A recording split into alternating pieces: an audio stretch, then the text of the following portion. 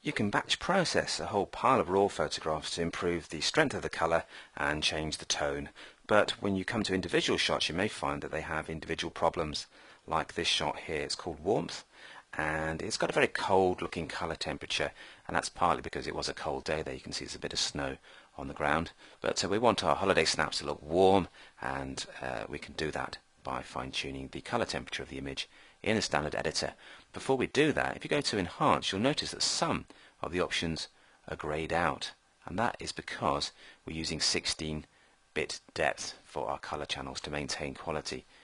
So to be able to use all of the tools in the standard editor, you have to double click and convert the depth of our layer by clicking here, and then just call it layer 0, and now you'll find that those greyed out menu items are available to us, so we can now edit the shot using any tool we like.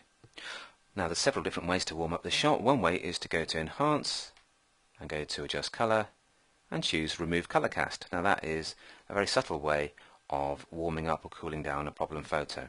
So what you need to do is basically click on an object that should be grey, white or black, or usually I go for white, because white shots, if there's a cold colour cast, tend to have a bit of a blue tinge to them. You see this bit of shadow here?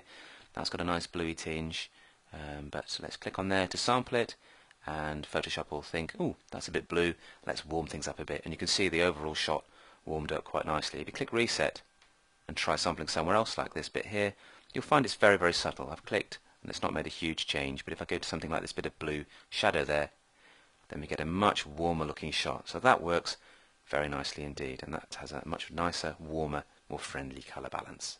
But let's cancel that and look at another alternative. Again, you can see it's very cold looking now.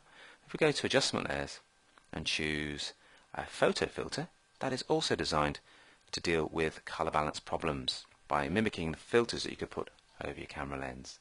And you've got different types of warming filter. 85 and LBA are both designed to combat colour balance related problems, so they will warm up a cold looking shot. So we click on there, you can see there it's slightly warmer. Let's just tick preview to look at the original and the new version. So again, there's a slight warm glow to the shot. It's very subtle, and if you just want to add more yellow to the shot and get it warmer that way, then use warming filter 81, and that allows you to create a more dramatic looking, almost a sepia shot here. The sky is much more yellow too, so that's kind of warmed up the whole of the shot very dramatically.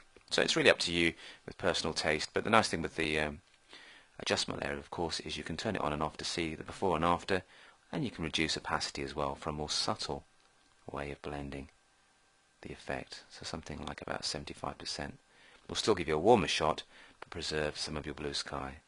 There's the unedited version, and there's the warmer version, so that looks much more warmer and summarier now.